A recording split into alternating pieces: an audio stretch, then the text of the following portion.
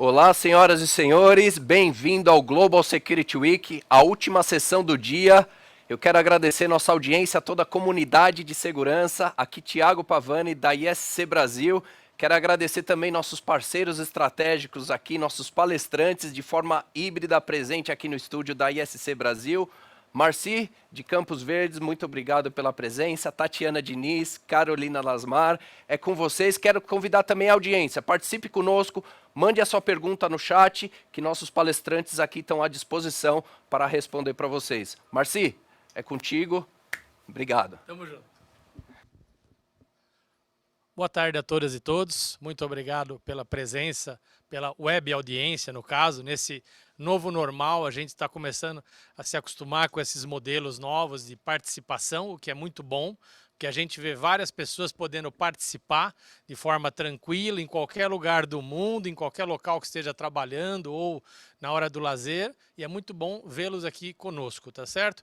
Então, em primeiro lugar, queria agradecer o convite da ISC, tá certo? Pela READ, de nós podermos estar aqui compartilhando experiências, cumprimentar as nossas painelistas, Tatiana Diniz, Carol Lasmar, muito obrigado por terem aceitado o convite, agradeço a ISC por nos convidar. Esse painel foi apoiado pela ABSEG, elaborado essa ideia, e a gente vive um momento no mundo que cada vez mais a gente percebe que o mundo muda, ou seja, as pessoas, empresas, as indústrias, os negócios. E nós, profissionais de segurança, temos que estar pensando muito nisso, nas nossas operações, no nosso dia a dia, nas nossas equipes, nos nossos clientes. Então, tudo isso a gente fez um resumo de várias coisas que nós temos que pensar.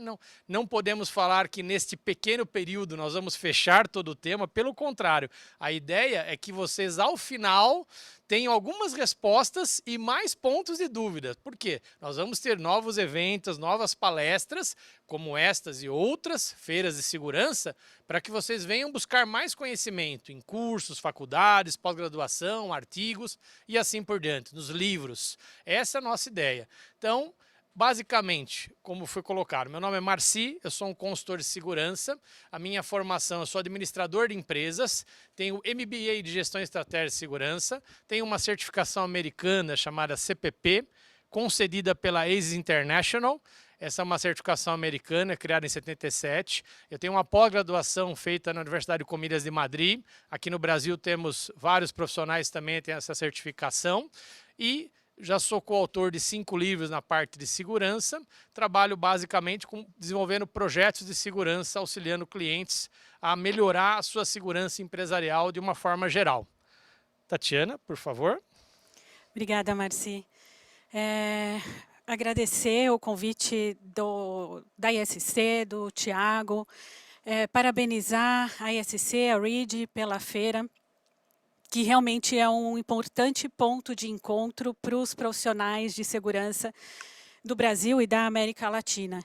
Então, a cada vez mais a gente participa da ESC. Para mim até é uma emoção estar aqui hoje, depois de tanto tempo aí, sem a gente ter a feira presencial. Para nós, a BSEG, ACES, sempre foi muito impactante o período que antecede a ISC, com muita coisa para fazer, durante a feira muita coisa para fazer.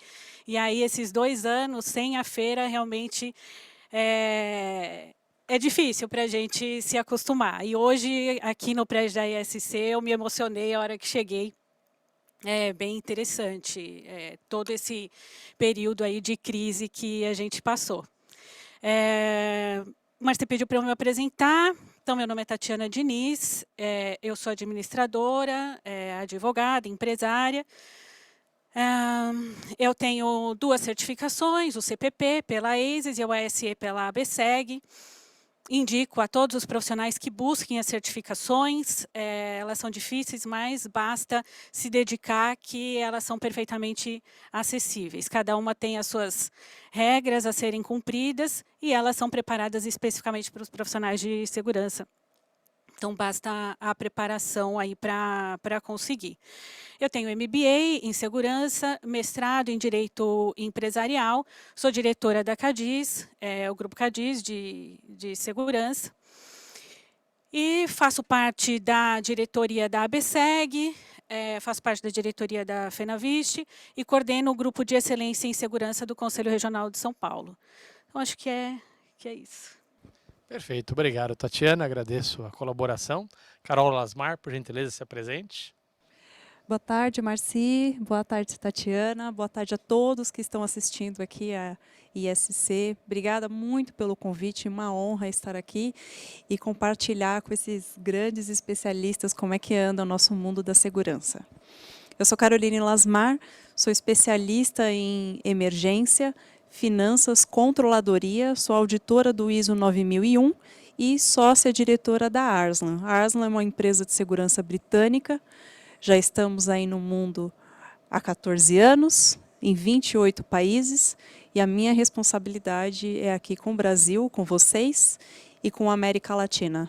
Sou a única mulher do grupo, da Arslan, por isso que eu batalho tanto para que tenhamos cada vez mais mulheres nesse mercado de segurança.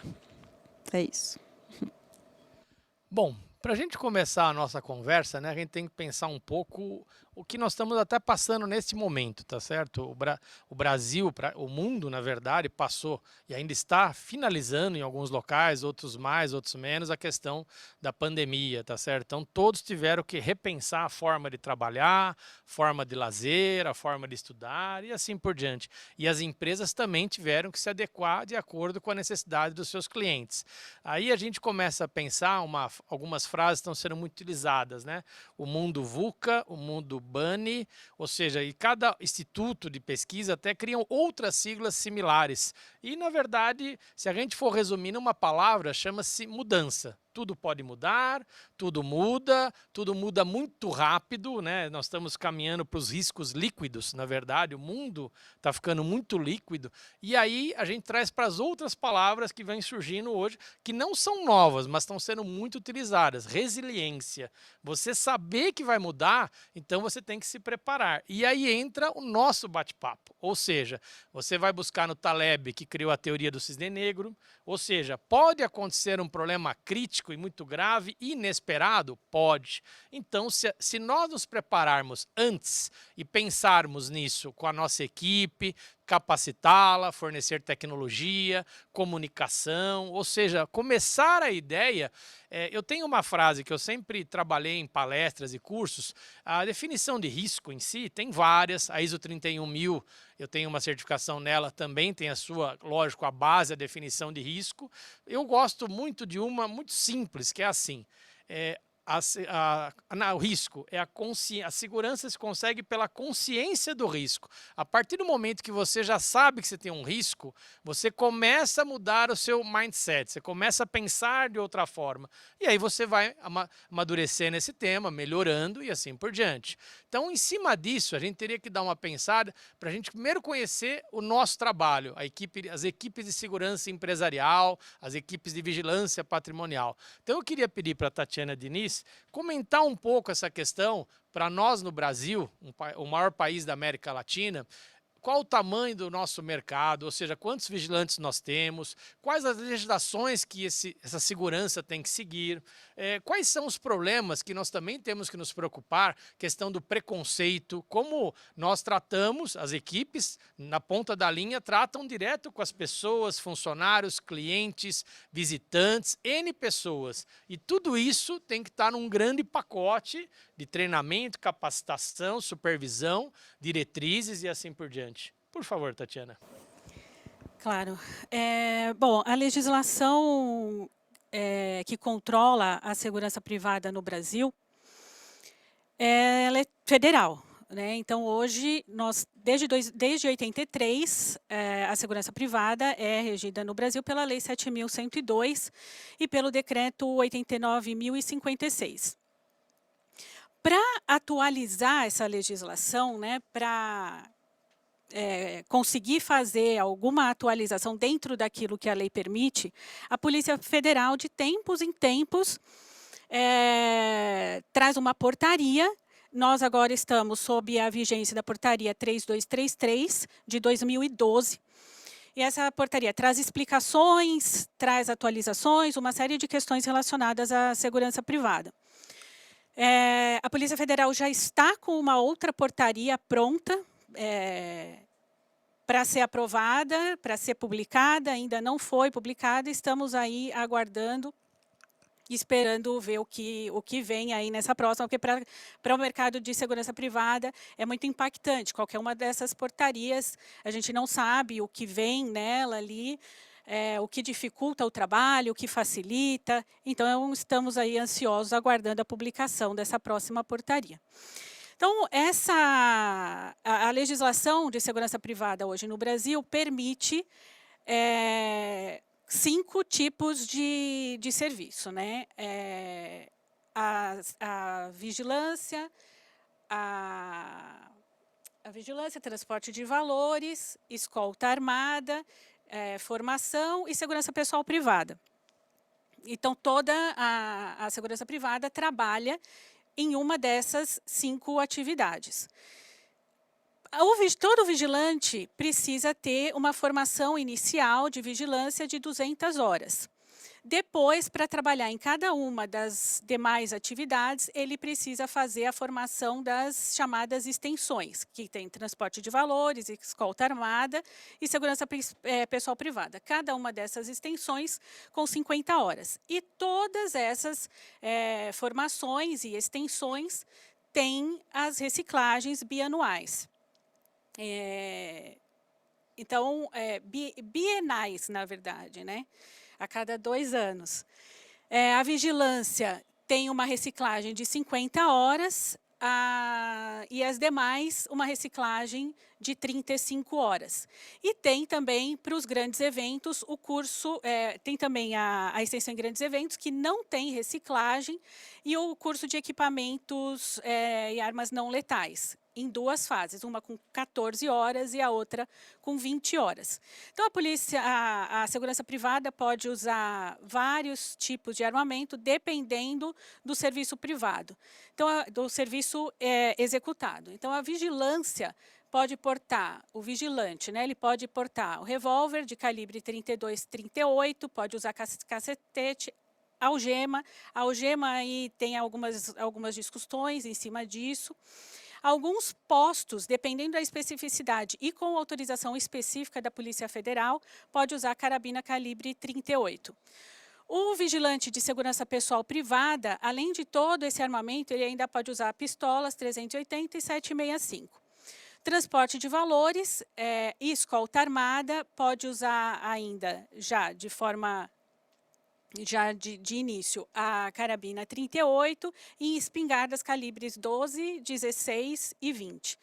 A segurança orgânica, que é aquela feita por empresas que não são especializadas em segurança privada, então qualquer empresa pode ter a sua própria segurança privada, desde que cadastrada na Polícia Federal e com a devida autorização e trabalhando com vigilantes, né?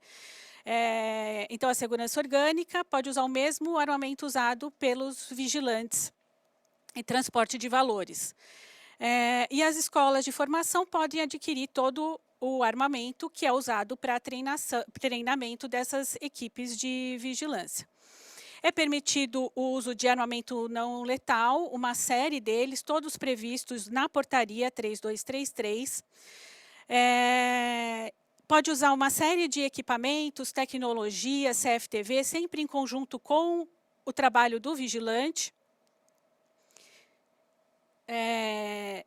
E é isso. E pode usar também outro tipo de tecnologia, bodycam, drone, GPS, sempre seguindo a legislação específica para uso de cada um desses equipamentos. Aí, Marci falou também da questão dos problemas. Eu acho que a clandestinidade é um dos maiores problemas da segurança privada. São empresas que não possuem o registro da Polícia Federal e colocam pessoas que não são preparadas para trabalhar e causam aí uma série de problemas para o contratante e para a sociedade, né? Em relação ao racismo, discriminação, a segurança privada tem trabalhado fortemente nisso, treinado seus vigilantes. A ABCFAV, que é a Associação Brasileira das Escolas de Formação, junto com a Federação, a FENAVIST, com a Polícia Federal e a Universidade Zumbi dos Palmares, lançaram a cartilha Segurança Sem Preconceito, que tem um conteúdo excelente para ensinar o vigilante, para trazer para o vigilante informações contra o racismo e discriminação. Essa cartilha está disponível tanto no site da ABCFAV quanto no site da FENAVIST, feita com linguagem extremamente acessível e bastante completa. Então, eu sugiro que todos façam essa consulta, distribuam, pode baixar, passar para todos os funcionários, amigos. É uma leitura bastante rica e importante para todos nós nesse momento. Bom, então tivemos um pequeno sobrevoo na questão do Brasil, no pequeno país continental. E puxando dessa mesma ideia, Carol, que outro país, por exemplo, a gente poderia falar nessa mesma temática, como é a segurança, armas que são possíveis, é possível usar arma, é possível usar arma letal, tem legislação, tem detalhes. Você poderia dar para a gente uma visão dessa questão de outro país da América Latina, por favor? Claro, Marci, perfeito. Vamos lá, então.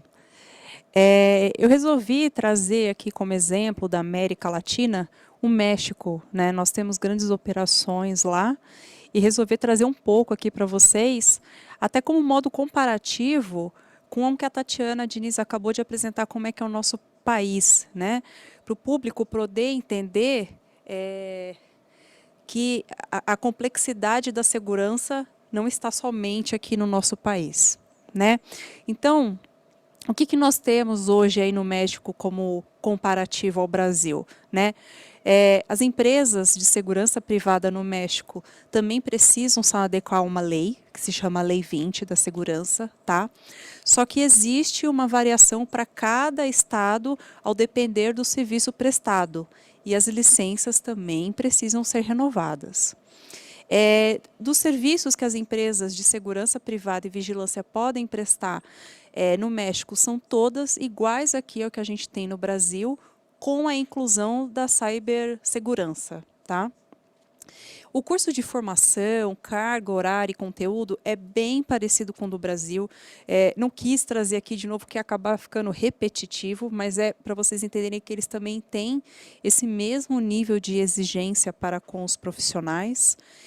O curso de reciclagem, carga horária e conteúdo, diferentemente aqui do nosso país, ele não é obrigatório pelas autoridades, mas é desejável, até porque nós acreditamos na área de segurança que não há tecnologia que possa vencer o que vai faltar no bom treinamento e conhecimento, né?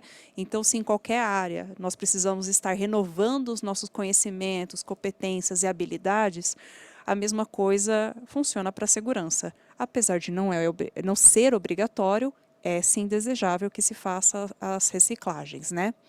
O armamento no México é sim permitido. Lá eles podem usar rifle, pistolas, metralhadoras, mas todos precisam estar licenciados, tá? A arma não letal é permitido e ela, inclusive, ela é permitida e usada dentro do padrão americano. Então, que são as armas de choque, as elétricas, gás lacrimogêneo e entre outras. As tecnologias como controle de acesso, alarme perimetral, CFTV e detector de metais, todos esses podem ser usados, e os adicionais, que é como a gente colocou aí no slide que vocês podem ver, que é uma bodycam, um drone e afins, se for um item que é controlado pelo governo, ou seja, de novo, você tem que verificar a legislação, é necessária uma permissão. Então, veja, como o primeiro slide da gente comparando países de uma mesma região da América Latina, como já há discrepâncias, né? E mesmo não sendo, por exemplo, a reciclagem um nível obrigatório, a gente sempre vai sugerir que os vigilantes renovem, né? Para poder realmente incrementar e prestar um serviço de qualidade. Interessante, a gente vê que, lógico, estamos falando de países diferentes, realidades diferentes, a questão do índice de criminalidade, tudo isso tem que ser analisado no plano de segurança, na análise de risco, nos recursos disponíveis, quais são os ativos que eu quero proteger, sempre lembrando, começando pelas pessoas, né, proteger vidas e integridade física, além do estresse, né. Tatiana, você gostaria de comentar alguma coisa nessa questão Brasil, México, algum ponto que você acha interessante? Eu tenho alguns números do Brasil que eu não cheguei a comentar na minha primeira fala. Eles estão no Anuário Brasileiro de Segurança, que está disponível também no site da Fenavist, que são dados de 2021. Então, o Brasil possuía, até o ano passado, 2.471 empresas de segurança especializadas e 1.154 orgânicas, o que dá 3.625 empresas. E vigilantes contratados pelas empresas especializadas, 502.318 e pelas orgânicas 23.000. Então aqui 23.790. Então a gente aqui percebe, né, que apesar da quantidade entre empresas especializadas e empresas com departamentos de segurança orgânica não ser tão discrepante, a quantidade de vigilantes contratados é muito diferente de uma para outra, né? Enquanto as empresas especializadas têm aí nos seus quadros 502.000 vigilantes, as orgânicas têm 23.000. Então, a segurança terceirizada ela é muito mais forte do que a orgânica. Justamente por ser um serviço especializado, né? Quando você terceiriza, você tem alguém especialista lhe fornecendo um serviço, principalmente se for feita a contratação ali adequada, com uma empresa adequada, devidamente registrada. Uma outra informação interessante é que o vigilante, ele é vigilante quando ele possui a formação mínima de vigilante e está registrado por uma empresa de segurança privada ou num departamento de segurança orgânica, né? Não existe a figura no Brasil do vigilante autônomo. Então, precisa se tomar muito cuidado com isso. Então, a segurança privada ela é tida, inclusive na legislação, como complementar à pública. Então, precisa ser uma contratação muito bem feita, com muita responsabilidade, para que ocorra tudo conforme ali a lei prevê e determina. Carol, você teria uma outra visão? Nós falamos sobre a América Latina de forma geral. E para a Europa, o que você teria de informação para a gente continuar nesta viagem aí pelo mundo da segurança? Temos sim, Marci. Vamos lá. Perfeito. Dos países da Europa, resolvi trazer para vocês aqui hoje Reino Unido e Rússia. Eu vou falar do Reino Unido primeiro, até porque é a matriz das nossas operações e teria até um pouco mais de propriedade para compartilhar com vocês, né?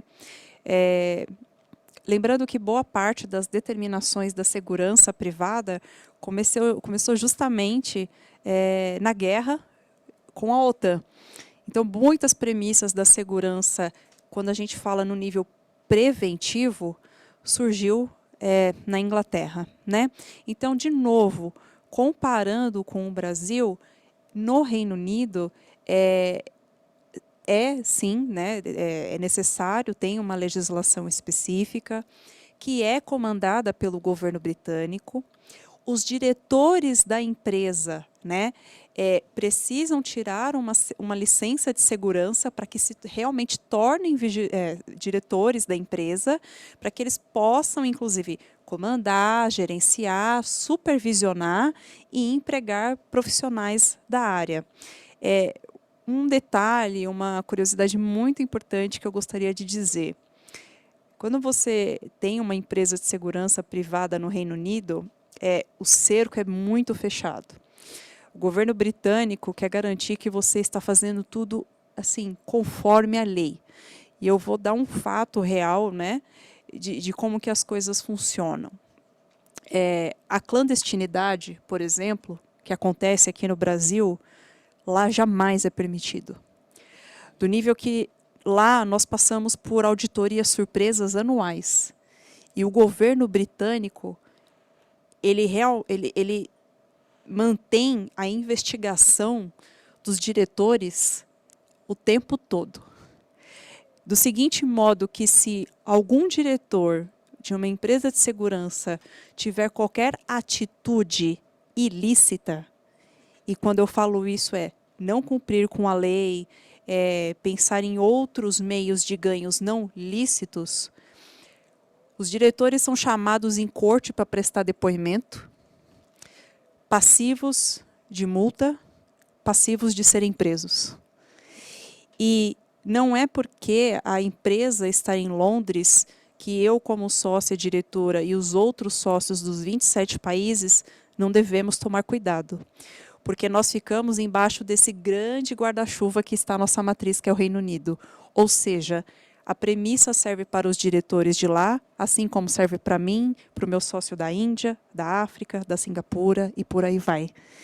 Então, para vocês entenderem o que eu estou querendo contextualizar, é que no nosso, entre aspas, jeitinho brasileiro, para o governo britânico isso não funciona. E é estendido a todas as empresas que ficam abaixo desse guarda-chuva. Os tipos de serviços são iguais ao do Brasil, com a adição que lá é permitido fazer a vigilância pública, a fim de proteger propriedades ou pessoas, usando inclusive facial. Isso é permitido lá e você pode tirar uma licença especial para isso. Os cursos de formação para os profissionais é muito parecido com o do Brasil. Também há escolas autorizadas para isso. Geralmente, os cursos têm duração de 1 semana, incluindo primeiros socorros e proteção executiva de 2 a 3 semanas. Trouxe aqui alguns exemplos, né, porque eu acredito que essa discussão daria um ótimo livro aqui para a gente escrever para o público brasileiro, né, que às vezes acha que o nosso país é muito complexo. Gente, cada país tem a sua complexidade. Regras existem justamente para colocar ordem, né? Do que se fala sobre os cursos de reciclagem, tem que se renovar a cada 3 anos, né? Diferente aqui do nosso país, como a Tatiana Diniz bem mencionou. E uma coisa muito interessante, especificamente os módulos de primeiros socorros, eles começaram a ser exigido uma renovação anual a partir de abril do ano passado. E tanto aos vigilantes e controladores de acesso. Há algumas mudanças para acontecer ainda esse ano referente aos VSPPs, que são seguranças pessoais lá, tá?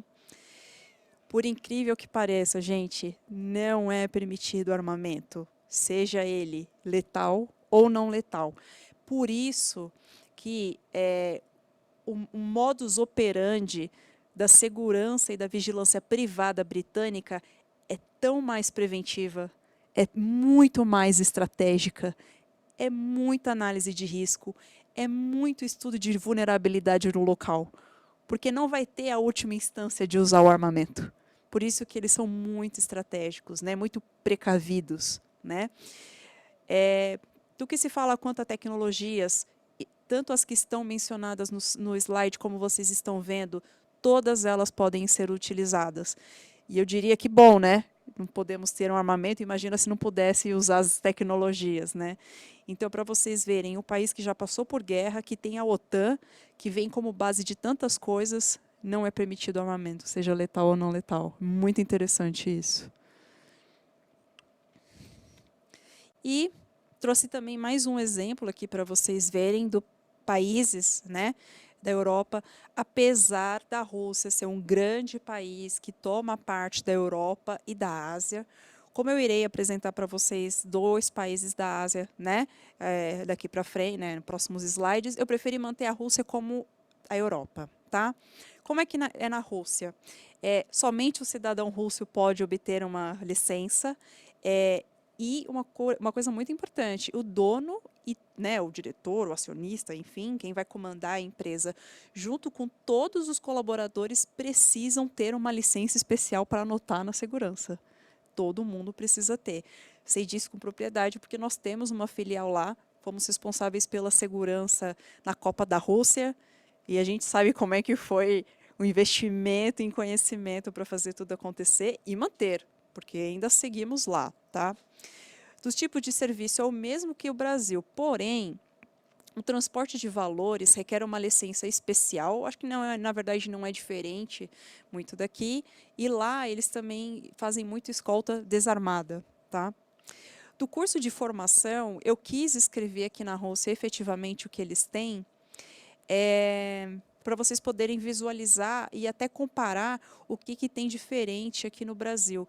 Salvo se eu não estiver me enganada, e por favor, Marci e Tatiana me corrijam, na Rússia tem autodefesa, Eu não sei se no Brasil isso faz parte do conteúdo programático.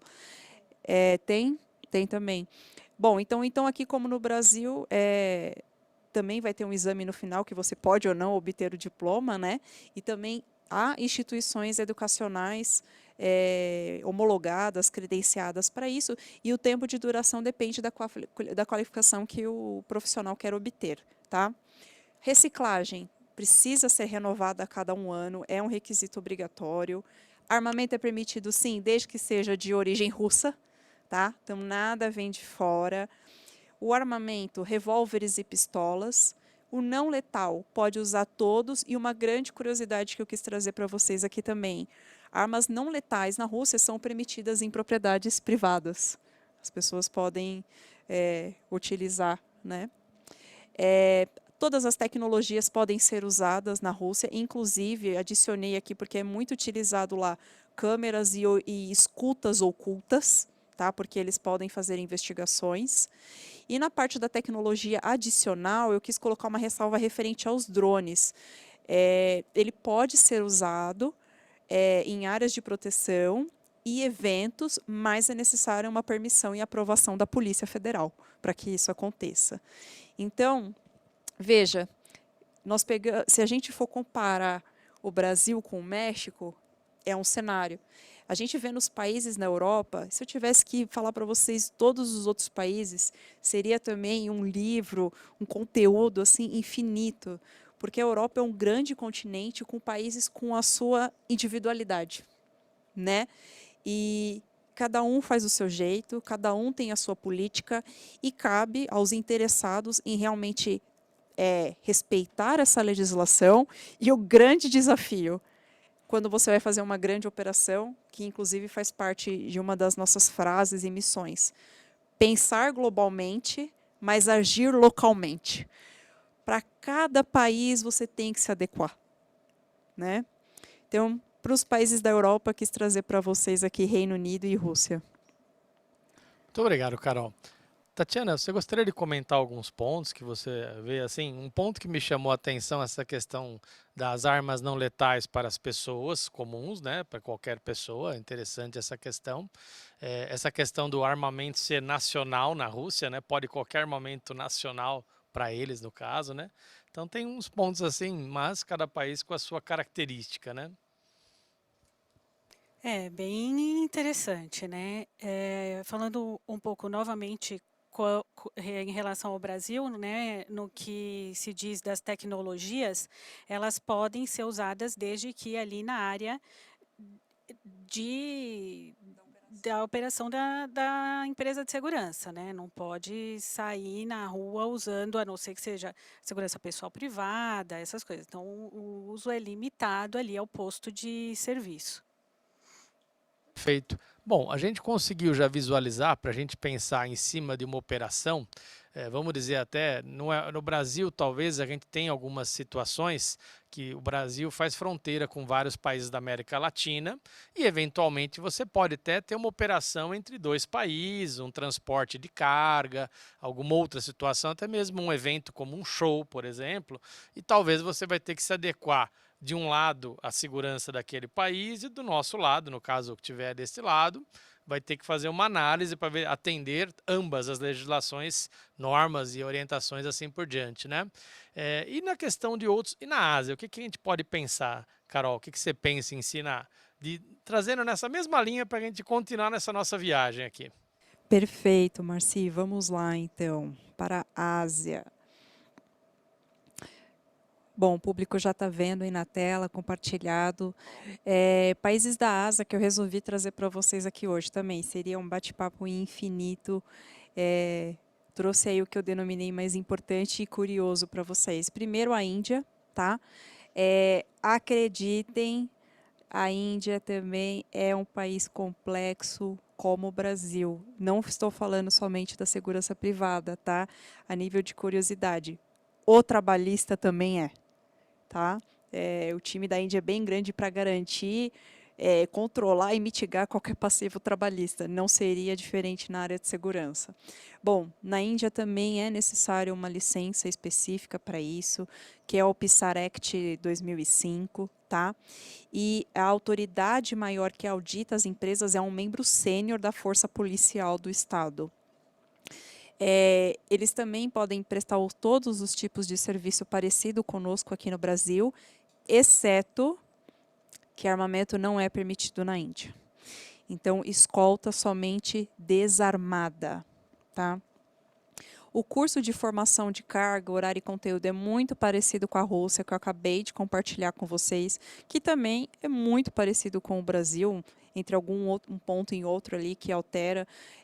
Tem alguns países, até engajando um pouco do que o Marci e a Tatiana falou, sobre essa questão da batalha do preconceito, né? Como é que você faz uma segurança respeitando nacionalidades, gêneros e afins, tá?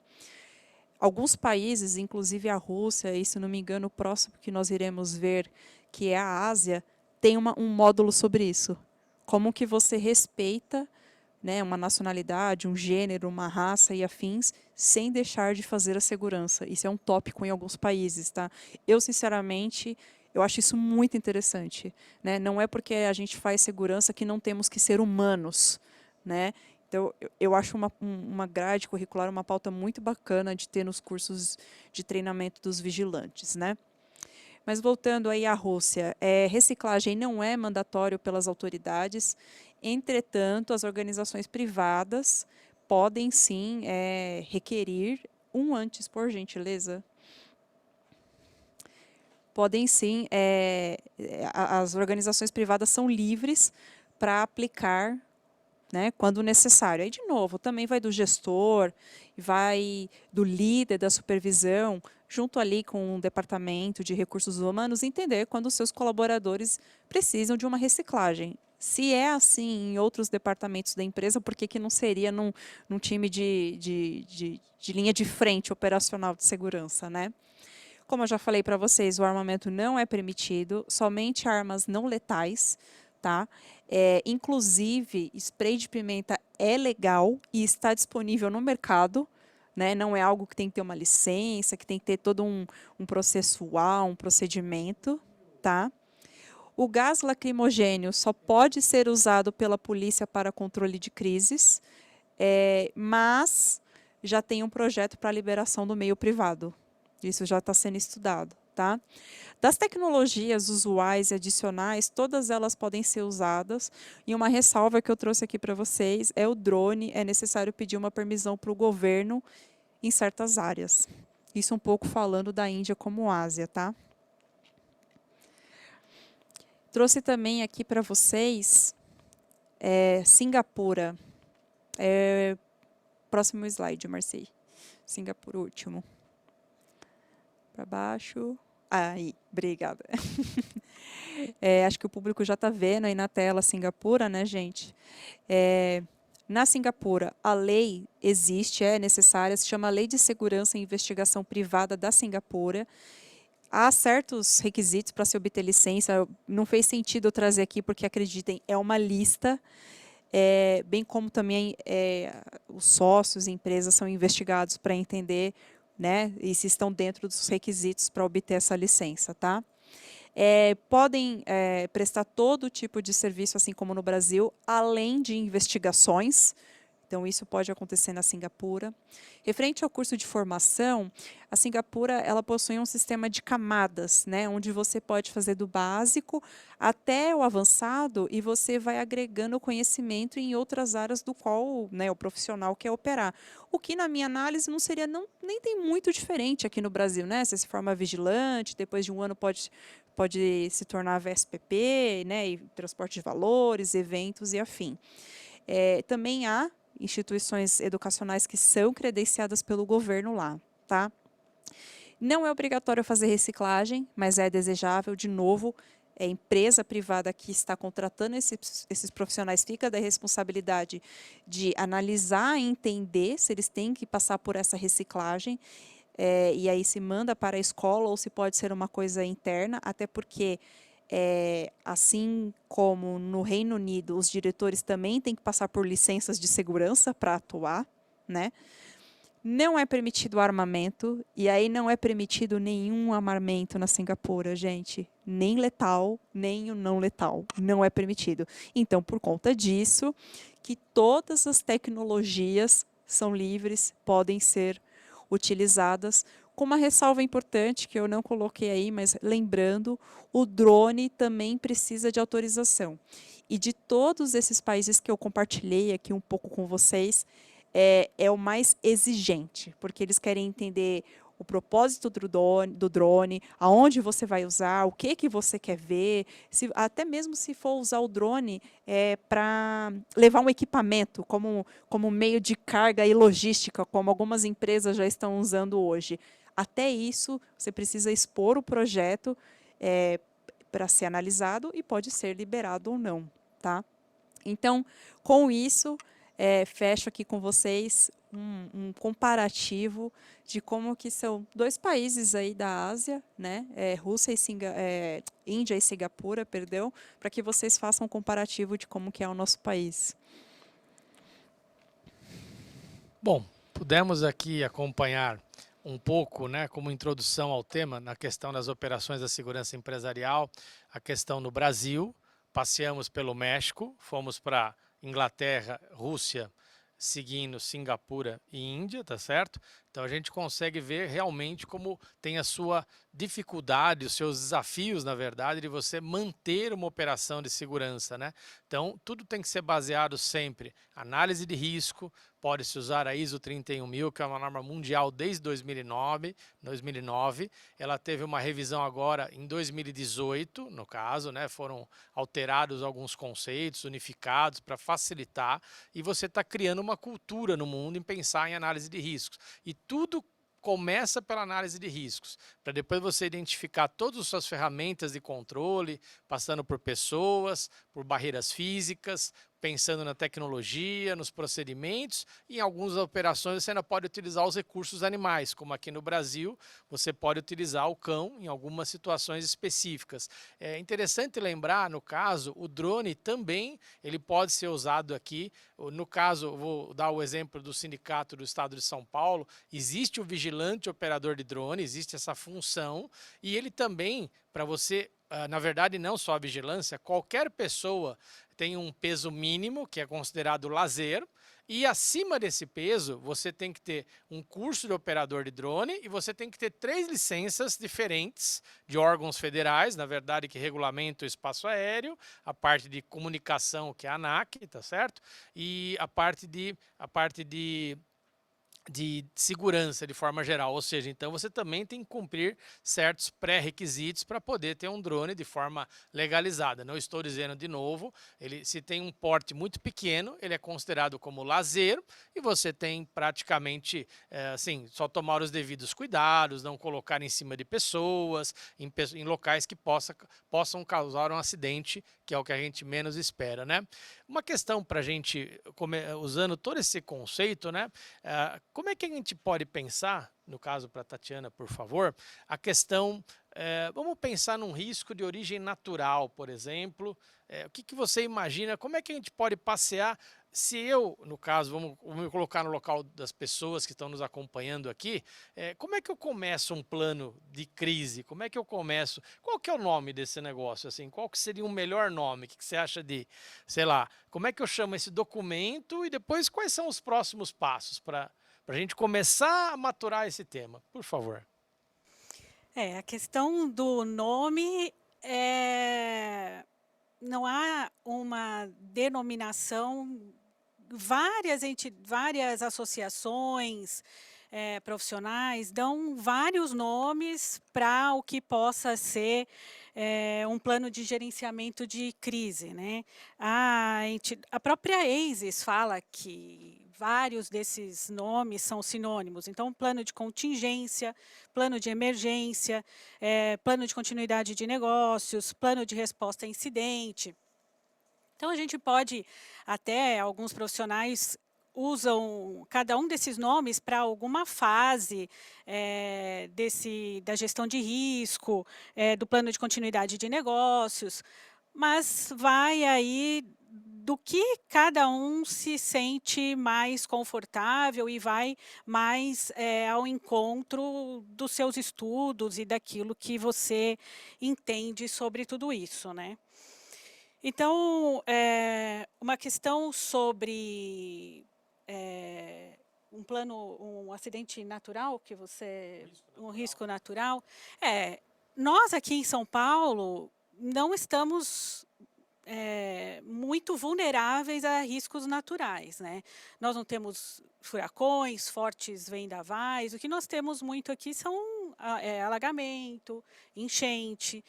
Então, o profissional precisa estar preparado para isso. Até mais para frente, a gente vai falar sobre como o profissional está preparado para a crise, né? Eu acho melhor eu responder isso mais para frente. Então, em relação à questão dos riscos naturais, então você tem que prever, tem que usar as ferramentas que lhe permitam isso, tomar ações que permitam minimizar o risco, seja ele qual for, dependendo da região que estiver. Mas eu acho que quando a gente for abordar realmente a questão da gestão de risco, aí a gente volta a abordar esse assunto. Perfeito. O que acontece, né? Interessante, isso não é uma realidade só do Brasil. Eu estava assistindo um congresso internacional sobre resiliência, tá certo? Muito interessante. E dois palestrantes, eles entraram nesse tema, ou seja, um deles pegou mais ou menos como a Tatiana fez, apresentou vários nomes e falou, olha, quais vocês usam, né? Na verdade, ele pediu para a plateia, me falem os nomes que vocês usam. Apareceram 20 nomes. Aí ele foi comentando, esse aqui eu conheço, esse aqui é novo, esse aqui e tal. E o que acontece? É como foi comentado, ou seja, é interessante entender as suas políticas, suas guidelines, diretrizes, procedimentos, POPs, SOPs, para você ver o que é melhor para você. Um ponto que eu daria como um ponto de cuidado, existe uma terminologia que está muito ligado a TI, que é a recuperação de desastre, que é um termo para TI muito tranquilo, muito conhecido. Só que quando está fora da área de TI, as pessoas acabam associando a palavra desastre com risco natural. Tipo, um terremoto, é um vulcão, é um tsunami, ou seja, entende que o desastre é uma coisa muito grande. Só que para a área de TI, isso está muito ligado a incidente e acidente. Até o termo incidente é maior. Ou seja, até nós estamos hoje no Brasil, desde 2020, nós começamos a ter a questão da LGPD mais forte e tem toda uma preocupação com o reporte dos incidentes. Quando é um dano à privacidade, quando é um dano à segurança da informação. Só que é muito importante para você, junto com a sua equipe, definir os termos melhores para você, ou seja, que todo mundo tenha conhecimento e que todo mundo consiga entender. Então, vale a pena começar a investir um tempo e nossa área é muito grande e não temos todos os termos padronizados. E mesmo no mundo, isso também não acontece. No caso, Carol, você passou na sua fala, a gente acabou passando pela Rússia. E nós temos a Ucrânia, no caso, que hoje, como alguns outros países do mundo, nós temos outros países que estão vivenciando essa questão de um conflito armado. Você tem alguma experiência? Você comentou que você tem filial na Rússia, no caso, pratica atividades lá, desenvolve atividades, e você tem alguma coisa para comentar com a gente focado na questão da vigilância? Por exemplo, se você tem um cliente X, ou seja, tinha tal situação e com essa questão do conflito tivemos que acionar os nossos planos, revisar alguma coisa. A questão que eu acho que é interessante, né, para a gente começar também nessa linha da crise, primeiro, definir qual que é a crise. Segundo, quem que vai dar o start, falar estamos em crise? Por quê? Você tem que ter um começo, a gestão e o fim. Conseguimos resolver, minimizar, administrar, saímos da crise, tá certo? Outro ponto importante, a comunicação. Como é que eu aviso todo mundo? E aí vem a questão, quem que eu vou precisar? local ou remoto, ou num hot site ou num cold site. Ou seja, então, temos que pensar em tudo isso. Qual que é a sua visão, Carol, em termos assim, o que você poderia falar nas operações de vigilância num país que está passando por um conflito armado? Perfeito, Marci. Bom, realmente nós temos ainda, né, a filial lá na Rússia e fizemos e estamos operando ainda com conflito entre a Rússia e a Ucrânia, tá? Apesar de ser um evento extraordinário, surpresa para esse século, para nós que estamos rastreando, né, todos os riscos desses países, não foi nada fora do inesperado, tá? Nós temos um time, né, em alguns pontos da Europa, estratégicos, onde eles estão constantemente analisando e verificando premissas que fazem parte de uma análise de risco e de crise, né? Que é inclusive o caso da Rússia e da Ucrânia. E aí, quando a gente fala da Rússia e da Ucrânia, a gente tem questões socioeconômicas e geopolíticas. Por isso que eu falo que pode parecer para muitas pessoas um evento surpresa. Para nós não foi. A gente conta com canais abertos para buscar informações hoje para as operações, e aí nisso eu estou falando da mídia aberto, que o público, né, a população tem acessibilidade, mas também a gente conta com canais restritos, onde vai trazer para a gente uma informação restrita e de mais qualidade, né? E tudo isso deve-se aos anos que nós já estamos ali na Europa, né? Então, da confiança, da prestação de serviço e de conseguir acessar informações de canais restritos com mais qualidade para que nós possamos operar naquela região, né, que está acontecendo essa crise, esse conflito. É um cenário um tanto quanto perturbador. Logo que a guerra começou, a gente já teve uma missão de evacuar 18 famílias, isso sempre mantendo o monitoramento e o rastreamento dos países ali no entorno e adjacentes, já com uma análise de risco de história passada, de conflitos entre esses países, ou seja, se tivermos que tomar decisões de evacuação, quais são os países de menor risco do qual essa guerra pode atingir, tá? E ainda assim, nós tivemos que ter um plano B, porque um dos países que nós rastreávamos que não teria participação nisso, em outro momento a chave mudou por decisão da Rússia, né? Os meios que nós usamos para evacuar essas famílias foram todos os meios possíveis e factíveis. Então, a gente fala do terrestre, a gente fala do aéreo, e nós falamos, inclusive, do marítimo, tá?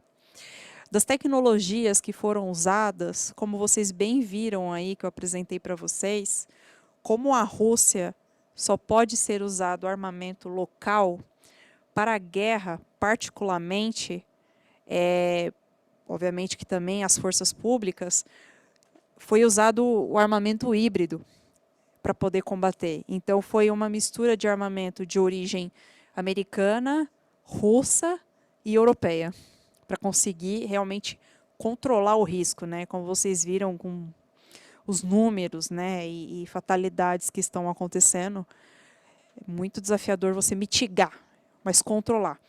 Principalmente essas 18 famílias que nós tivemos que evacuar no sucesso, né?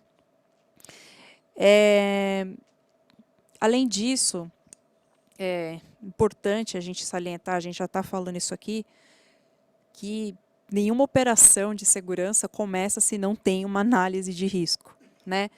Então, no caso desses dois países, o nosso foco sempre foi verificar as questões socioeconômicas e geopolíticas, porque é o que faz sentido ali para eles, não querendo excluir a possibilidade, né, de um residual né, daqueles países de uma força menor e maior, onde, inclusive, a guerra vem de uma força maior, feita pelo homem, né? Então, as nossas operações se mantêm alertas e vigentes há muito tempo, bem antes do conflito começar, durante e seguirá por muito tempo, justamente por uma questão histórica, histórica cronológica desses países. Então, é uma área que a gente tem que estar sempre alerta mesmo. Comentou no começo da nossa conversa essa questão do mundo VUCA, né? Na verdade, o mundo volátil, instável, incerto, ou seja, tudo isso reforça a necessidade. Nós tivemos há algum tempo, não tão distante, a preocupação com a questão dos combustíveis, tivemos problemas já com a questão da tecnologia. Hoje todo mundo tem uma conexão de internet, então se você tem um problema de comunicação, fica sem celular ou no telefonia móvel ou sem o sinal de internet, tudo isso pode afetar. Então esse ponto que a Carol comentou de ter, eu até brinco um pouquinho mais, plano B, plano C, você tem que ter a contingência da contingência, por quê? Você fazer o plano, temos a rotina e temos a contingência, ok. E se as pessoas do seu plano de crise não conseguirem chegar? Ah, mas eu posso ligar. Tá, e se você tiver sem energia, sabe? Quer dizer, tudo isso tem que ser avaliado, lógico, até um certo ponto, para que você tenha uma certa tranquilidade. Eu queria pedir para a Tatiana comentar para um gestor de segurança, para um gerente de segurança, diretor, um executivo, quais são os pontos aí de atenção, na verdade, para esse gestor de segurança empresarial, para ele pensar no plano de crise, na contingência? O gestor de segurança, ele é extremamente necessário e importante durante qualquer plano de crise, de gerenciamento ou de análise de risco, e ele tem que trabalhar sempre na prevenção, né?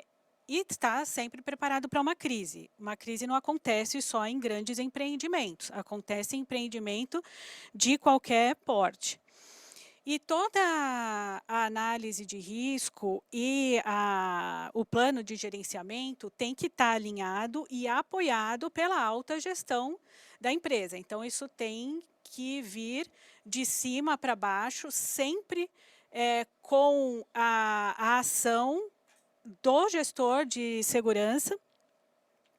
No caso de empresas pequenas que não têm um gestor de segurança, ele pode contratar um consultor para fazer esse trabalho. E o que acontece, o gestor, dentro de um plano os principais objetivos de um plano de gerenciamento de crise o primeiro deles, minimizar a probabilidade do risco. Então, trabalha na prevenção, levanta o risco e vai trabalhar para minimizá-lo, para eliminar aqueles que são possíveis de eliminar e minimizar ao máximo os que não são possíveis de eliminação. Depois vem, já se efetivando a crise, o objetivo do plano é minimizar o impacto caso a crise se efetive, e na efetivação de uma crise, a primeira responsabilidade, a primeira preocupação é sempre proteger vidas humanas, reduzir a exposição dos ativos e otimizar o controle de perdas daqueles ativos cuja a exposição não pode ser reduzida. E depois, né, da crise, já com ela ali mais ou menos administrada, é recuperar as atividades o mais rápido possível. E aí quem vai fazer, o que vai fazer, isso já tem que estar tudo previsto anteriormente, da onde virão os recursos extras que serão necessários. Então, no caso de uma crise, num próprio acidente realmente natural, pode-se cair muro, cair portão, vai precisar de reforço de equipe de vigilância, talvez até reforço de equipamentos, colocar uma cerca ali de uma forma emergencial. Então, tudo isso já tem que ser previsto de acordo com o que aquela empresa faz, né? Então, dependendo da atividade dela, é um risco, são alguns riscos que vão ser primordiais. Outra atividade, outros riscos vão ser primordiais. Esses riscos podem ser inerentes ao negócio da empresa ou não. Então, a questão é sempre... essas análises, elas precisam ser sempre revistas, atualizadas. A cada atualização, isso tem que ser passado para as equipes. O documento precisa ser um documento simples, de fácil leitura, porque não são só os profissionais de segurança que vão ler, toda empresa, profissionais-chave que vão ter acesso àquele plano, então ele tem que estar ali numa linguagem bastante acessível, clara. E quanto mais objetivo for aquele plano, mais fácil a atualização dele, e tudo isso impacta na continuidade ali do negócio. Hoje, a partir das redes sociais, os impactos se tornaram muito maiores em qualquer empresa, então isso foi uma modificação muito grande. Antes, o que tinha um impacto local, agora pode ter um impacto mundial, dependendo, porque aquilo vai tudo para a rede social rapidamente. E aí o gestor, e várias, né, áreas da empresa, áreas diretas ou contratadas de forma terceirizada, vão ter que trabalhar em uma crise. Então, departamento jurídico, o de segurança diretamente, as agências de publicidade para trabalhar a imagem da empresa durante a crise. A transparência precisa ser muito grande, a agilidade na tomada de decisão precisa ser muito grande, a comunicação, então, ali os telefones, número de telefone precisam estar ali disponíveis para que sejam tomadas as decisões, ações, implementações com uma agilidade, e quanto mais ágil for a tomada de decisão, menores serão os impactos, mais rápida será a recuperação. E em dias. Então, quanto mais dias você demora para recuperar a empresa, maior risco ela vai ter, por exemplo, de falir. Quanto mais tempo ela ficar fechada por determinado impacto, maior é a perda financeira ali dela, a perda da imagem. Então, a agilidade, por isso que tem que ser tudo previsto, né? Já tem que estar tudo programado, tudo desenhado, porque só assim, e treinar as equipes diretamente envolvidas. Então, quanto mais envolvida a equipe está na emergência, mais ela tem que ser treinada. Então, ela vai ter que ser treinada de forma teórica, prática. Quem só vai se beneficiar do gerenciamento de crise precisa ter palestra sobre o que vai ser feito em determinada crise. Então, esse treinamento também precisa estar previsto nos planos para saber quem precisa ser treinado de determinada forma, quem vai receber só uma palestra para saber o que será feito no caso de uma emergência. E sempre, como eu já falei, como o Marci já falou também, definido quem faz o quê, quando e como. A gente percebe, né, na fala da Tatiana, ela lembrou alguns pontos, entre outros, muito importantes. Dentro do CPP, da certificação, uma das 4 certificações da ESA International, a Tatiana possui essa certificação, eu também, mais de 30 profissionais aqui no Brasil, no mundo são cerca de 8.000, na América Latina cerca de 500. Um dos grandes temas é a questão da gestão de crises, tá certo? A gestão de continuidade de negócio. E a gente resume isso em 2 palavras que a Tatiana comentou e eu faço questão de destacar. Quem e o quê? Ou seja, eu posso fazer um texto, posso fazer um checklist modelo americano, posso fazer um fluxograma, mas eu tenho que definir quem, a pessoa, o papel, função, cargo, e o que ela tem que fazer. E a ideia até, a crise não é o momento de polemizar. Vamos pensar, vamos ver, será que é isso? Não, já tem que estar um mínimo ali previsto. Talvez você não vai conseguir, lógico, fazer entre aspas, um livro extenso, e esse é um ponto a ser pensado, que também foi comentado aqui. Ou seja, Imagina numa crise, vamos dizer o nosso exemplo do dia a dia. Um vigilante vai pegar um livro de 300 páginas para procurar qual delas está a crise. Não. Faça coisas objetivas, resumidas, sucintas. Ali estão os primeiros passos. No mínimo, faça isso. Avise a central, avise ao cliente, acione a polícia, veja se alguém passando mal, socorra, certo? E escreva um relatório. Entre aspas, lógico, eu citei aqui um exemplo totalmente hipotético, algumas ações. Às vezes as pessoas que estão montando isso, lógico, quando você reúne um grupo, reúne especialistas, você vai acabar fazendo grandes documentos, e eles são importantes. Só que eu tenho que tirar extratos desses documentos para que as equipes de ponta de linha entendam esse documento. Não adianta eu dar, por exemplo, lógico, precisamos desligar uma máquina numa fábrica, não vai ser o vigilante que vai fazer isso. Ele vai acionar alguém. Olha, temos um problema, tem que chamar o gerente, o supervisor, o coordenador. E ele vai dar continuidade. Ou seja, é muito importante a gente pensar na questão.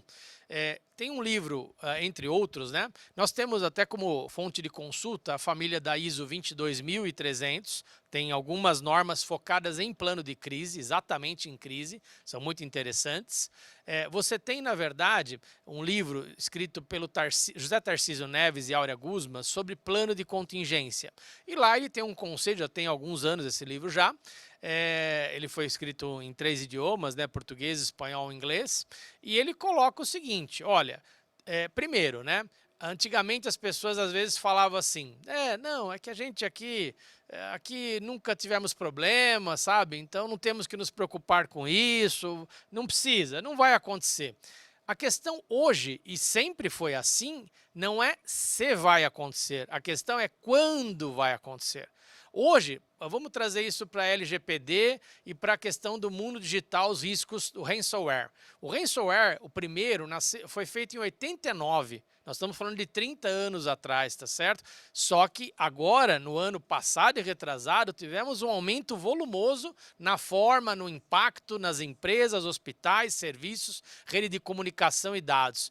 Ou seja, de novo, não é se vai acontecer, é quando vai acontecer e o quanto eu estou preparado. Por quê?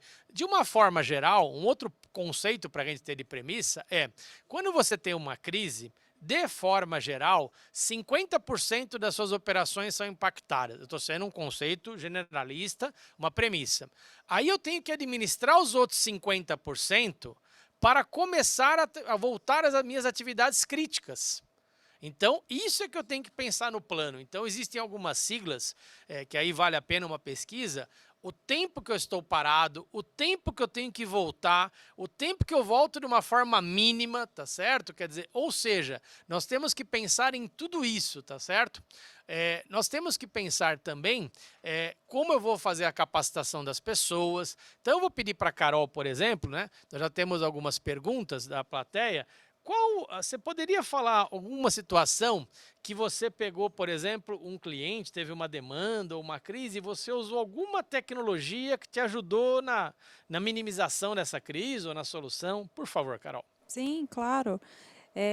Inclusive, muito interessante isso que você estava falando, Marci e Tatiana. Eu até que gostaria de fazer algumas, não é nem ressalvas, não, eu quero fomentar o que vocês falaram sobre a gestão de crise, né? Acho que a população, de um modo geral, eu não estou falando só do Brasil, estou falando que o cidadão, de modo geral, deveria subestimar menos a possibilidade da crise, né? Então, assim, não é porque o risco é menor que você não tem que dar importância. É justamente o que o Marci falou.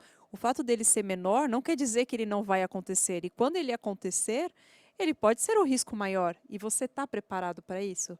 Então, assim, um exemplo muito claro para eu dar para vocês é a pandemia e os Jogos do Japão. Na nossa análise de risco, e nós fomos responsáveis pela segurança dos Jogos Olímpicos no Japão, na nossa análise de risco primária, pandemia era um risco pequeno. Um projeto que começou em 2016, porque os jogos seriam em 2020, né? 2016, quando a gente começou a análise de risco, pandemia era um risco pequeno. Vocês imaginam o estouro na China em dezembro de 2017, um projeto que já estava pronto, refazer toda a análise de risco, onde uma pandemia que era um risco menor virou um risco maior. Vocês imaginam o quanto que foi de trabalho e estudo, gerenciamento não só de crise, mas conflito de interesse. Quantos patrocinadores engajando esse evento? Quantas pessoas no mundo investiram em passagem, hospedagem? O quanto que o próprio turismo local investiu para recepcionar esse público? É um impacto muito grande. Então, não é porque era um risco menor que a gente não se planejou. Planejou muito. E virou. Então, olha, estou fomentando justamente o que vocês falaram. Nós temos que parar de subestimar o fator de risco menor é maior. É tratar o risco como um risco efetivamente dele existe. E eu falo ainda mais. O profissional da área de segurança tem que ser um profissional muito dinâmico e muito suscetível à flexibilidade e mudança. Porque o nosso mundo é muito dinâmico. É muito dinâmico. Então, é realmente assim, always aware, sempre alerta, né? E sempre muito flexível à mudança. Mas vamos lá, então. Temos uma pergunta, Marci? Bom, agradeço a plateia, né, nossa audiência que está mandando perguntas. Por favor, por gentileza, vão enviando, a gente vai respondendo de acordo com a disponibilidade, né? O Flávio de Souza fez uma pergunta. Dependendo do resultado das eleições de outubro, existe algum risco de mudança complexa ou restritiva para o modelo atual das empresas de segurança patrimonial? Tatiana, você vê alguma questão assim para analisar, quer dizer, após as eleições presidenciais que nós vamos passar, alguma questão, alguma possibilidade de mudança? Bom, a gente está falando de uma lei federal que pode ser mudada a qualquer momento, né? Não há uma sinalização de que um novo presidente queira mudar a legislação de segurança privada. O que já está aí em tramitação há muito tempo é o Estatuto da Segurança Privada, que aí há anos se aguarda aprovação, hoje está no Senado, aguardando a aprovação, e até agora não foi aprovada. Pode ser que um próximo presidente tenha mais direitos, que até agora não está para sanção presidencial, ainda está no Senado. Agora, dependendo dos próximos políticos que entrarem, qualquer coisa pode acontecer numa legislação, mas o que está em debate hoje é o Estatuto, e quem sabe no próximo governo ele será aprovado ou não. Bom, essa questão, né, foi muito bem observado. Em si, vocês perceberam tanto no Brasil como nos outros países, de uma forma geral, nós temos sempre uma legislação e algum órgão do governo fazendo a respectiva vigilância, defendendo o armamento que pode usar, se pode usar, às vezes não pode, nem letal ou letal, depende de cada país, da sua cultura. Muito interessante. Na Inglaterra, acho que até é muito disseminado, né, chamado os policiais também, tem bastante restrição em relação à arma, muitos trabalham desarmados, outros trabalham armados em operações específicas, ou seja, cada país tem a sua realidade. E a gente percebe o seguinte, né? Como temos o estudo que está sendo feito no Estatuto de Segurança, né? Ele tem toda uma questão, na verdade, né, para você buscar atualizações, melhorias. De forma geral, o mundo é muito dinâmico, né? As pessoas mudam, hoje as tecnologias ajudam as pessoas a se relacionarem. Então eu vou até usar um exemplo, uma curiosidade, não sei se vocês vão lembrar, aqueles flash mobs, né? Que as pessoas se mobilizavam, olha, vamos juntar ali 1000 pessoas ali para tirar uma foto. Só que assim, para tirar uma foto, 1000 pessoas no lugar, imagina um shopping, entrarem 1000 pessoas ao mesmo tempo, e você fala, não, elas só querem sair ali, vão bater uma uma foto, colocar numa rede social e vão sair. É uma atividade pacífica. Só que a segurança tem que falar, bom, e agora? Até descobrir que é um flash mob e é só uma atividade pacífica, então por isso a preocupação de treinamento, orientação, acionamento com as autoridades, com os órgãos de segurança pública, pedir apoio, avisar, ou seja, de novo, né? É importante, você pode ter um plano de segurança, você pode fazê-lo depois de terminado, você fazer o seu brainstorm, fazer suas reuniões, você pode fazer testes setorizados, você pode fazer testes de mesa, então você reúne as pessoas numa mesa e fala, bom, aconteceu tal coisa, quem que deve começar? Eu começo, eu tenho que fazer ABC. E depois eu vou avisar o B. O B, e o B vai fazer o quê? Para que as pessoas tenham uma visão espacial do processo. Então é muito importante. E depois você pode fazer um treino prático. Nós já tivemos em São Paulo, vou usar o exemplo de onde a gente reside aqui no caso, né? Shoppings fazendo simulações, já tivemos em aeroportos, chamando as autoridades públicas, a parte de saúde, um socorro médico, os corpos de bombeiro, ou seja, tudo depende do que você pretende colocar e colocar de ideias para que as pessoas vivam a realidade. Então isso é muito importante, né? Nós tivemos aqui mais uma pergunta que eu vou passar para a Carol, tá certo? A questão do Luciano de Bezerra, tá certo? Ele pergunta, na verdade, né, a preocupação dele seria o seguinte, colaborando com o negócio, pensando sempre de forma estruturada, né, o que a gente pode pensar, como é que eu posso fazer uma gestão de risco, ou seja, em termos de prazo, de tempo, qual que seria uma periodicidade? Como é que você vê? Até usando, você acabou de usar um exemplo, né? Você teve um planejamento, estava pronto para dar o start e por fator externo, o mundo líquido que eu falei, volátil, né? Mudou o cenário. Tem uma frase que fala assim, às vezes você tem todas as perguntas, você tem todas as respostas, eu posso mudar as perguntas e o jogo muda. Por favor, Carol. É verdade. Luciano Bezerra, obrigada aí pela sua colaboração aqui conosco. Eu não tenho uma fórmula, né, que você aplique ali para saber qual a periodicidade de atualização de uma análise de risco. O que vai determinar são justamente as premissas e o grau de risco de força maior ou menor e realmente a volatilidade daquelas premissas. Então, vamos pensar em algumas premissas aqui, né? Uma questão geopolítica, socioeconômica, cultural, é importante a gente pensar no cultural, tá? Desastres naturais e ambientais. Vamos pensar nessas 4 aqui, né? Eu tenho que me preocupar com um vulcão no Brasil? Não tenho.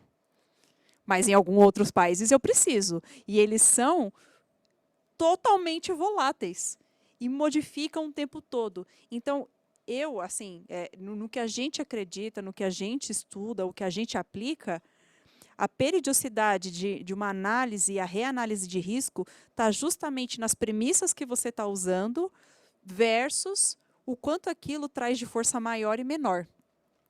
E até unindo ao que o Luciano Bezerra falou, e eu concordo muito, achei muito importante ele ter colocado esse ponto, que a implementação da gestão de risco, ela não pode ser trabalhada somente na instância da segurança.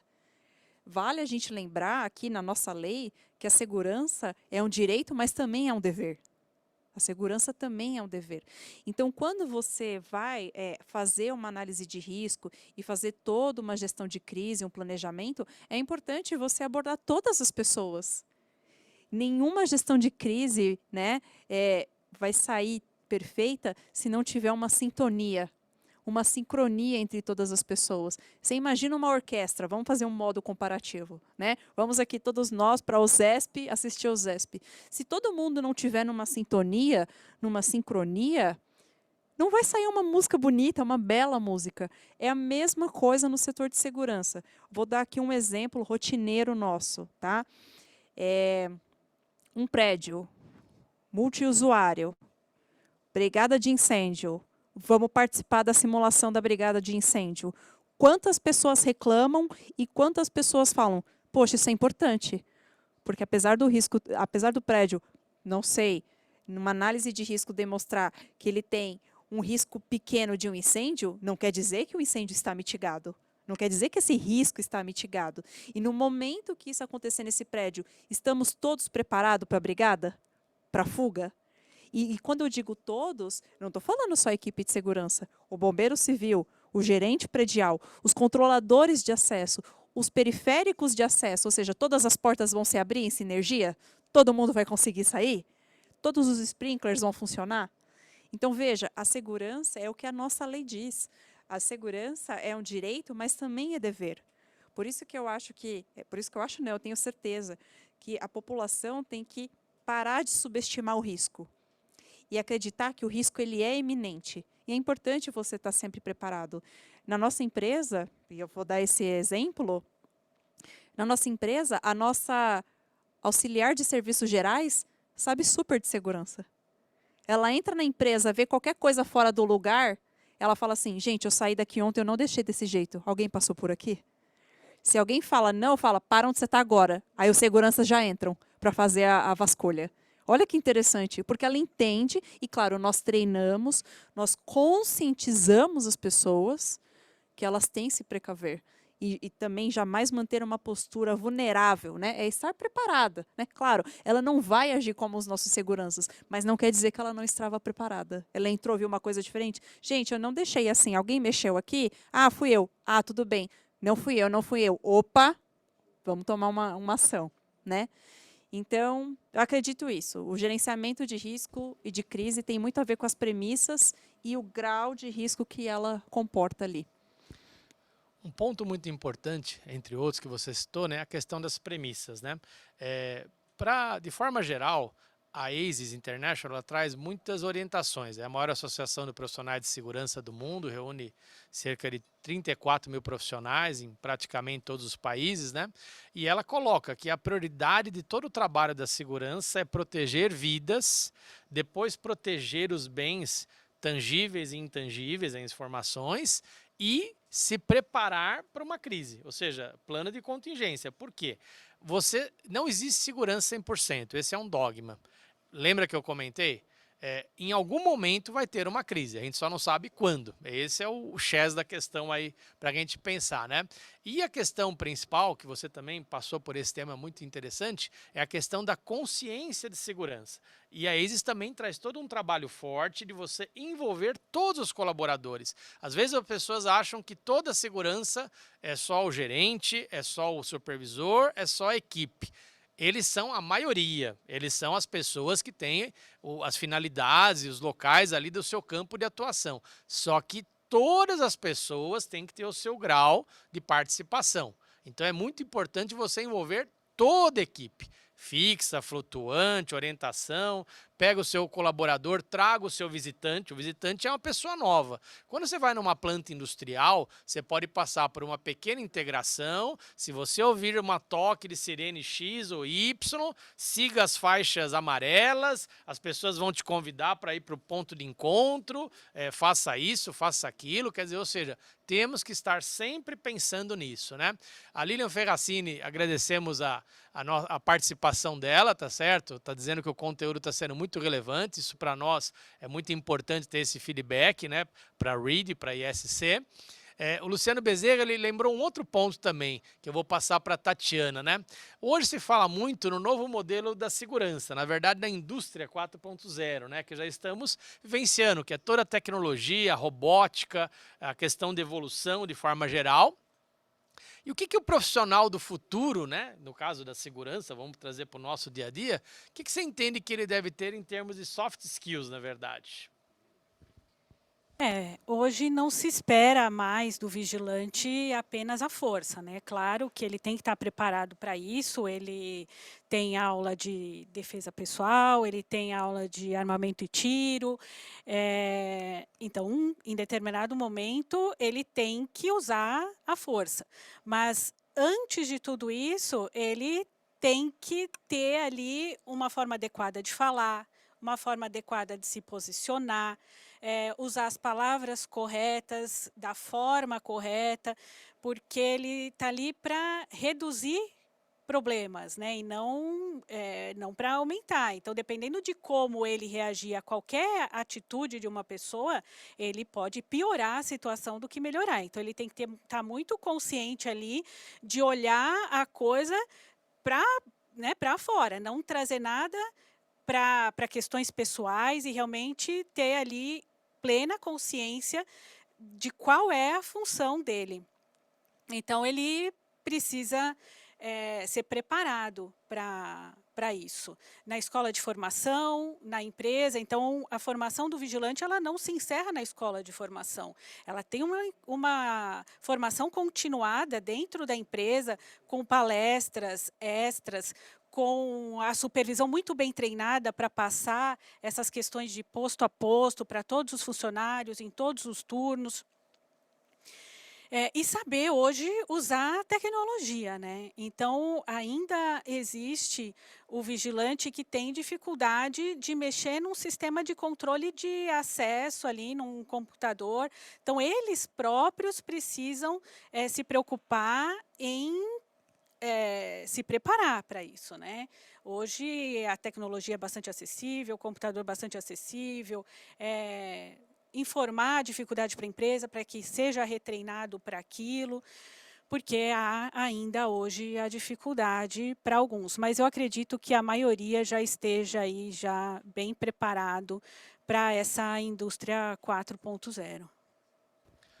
A gente percebe, né, os pontos que a Tatiana comentou, essa questão da calma, da tranquilidade, saber se comunicar, saber conduzir uma situação. Às vezes você não tem que resolvê-la, você tem que manter a calma, daqui a pouco a coisa vai se acalmando, pedir apoio. E a questão da tecnologia, né? Nós temos hoje sistemas com softwares, com aplicativos, sistemas que definem o gerenciamento de atividades, mede SLA, SLM.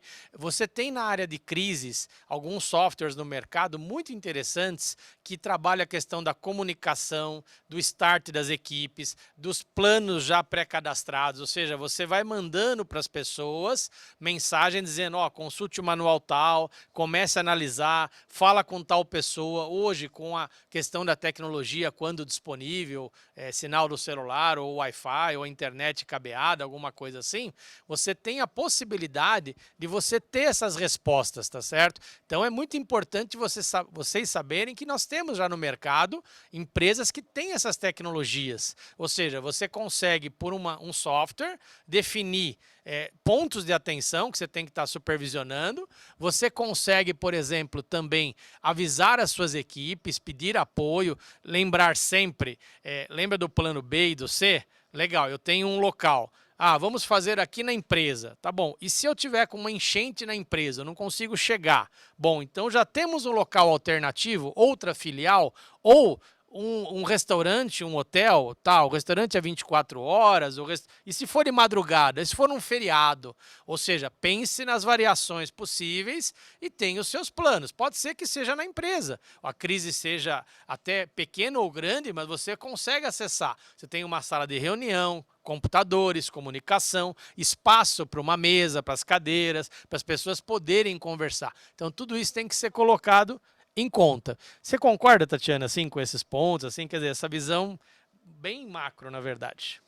Sim, eu concordo. E uma questão que eu acho que a gente pulou, que a gente até tinha comentado, mas de alguns softwares específicos, que eu até queria comentar no caso, por exemplo, de emergência da situação de risco natural, que, por exemplo, há pouco tempo em São Paulo, a gente teve a questão de uma chuva de granizo fortíssima. E algumas escolas não conseguiam tirar a criança da escola para levar até o carro para entregar para os pais. Os próprios pais tinham o risco de andar, né, pela cidade com o veículo. Então, tem softwares hoje de envio de mensagem em grupo que são interessantes de usar. Então, desculpa eu voltar um pouco, mas é que eu não queria deixar de falar isso, a gente acabou deixando de abordar. Então, por exemplo, numa situação dessa, a escola pode mandar uma informação em grupo para os pais que vai mudar o horário de saída 16 para as 17, das 15 para as 14. E aí o pai já nem sai de onde está e as crianças já estão ali tranquilas, sabendo que todos os pais. Porque como a escola não tem como avisar um, por telefone, se coloca na rede social, não sabe se vai chegar, o WhatsApp não consegue ter todos os pais ali, não tem espaço para isso. Então, são tecnologias hoje disponíveis que têm, para ajuda em emergência, é importante. Eu não sei se você chegou a falar a outra tecnologia em casos aí até de forma preventiva, que se usa, várias empresas usam para os seus expatriados, para os seus funcionários que estão viajando, que essas empresas encaminham para a equipe de segurança informações sobre áreas críticas, sobre países em guerra, sobre países com problemas naturais, uma série questões sanitárias. Então, quando uma empresa vai mandar alguém para outro país, já acessa lá a área específica dessa empresa, então avisa que tem alguém indo para esse local e aí já começa a receber os pop-ups e as informações de quais são os riscos daquele local, se é risco baixo, risco alto, risco médio, se normalmente o risco ali é baixo, mas agora está num risco alto.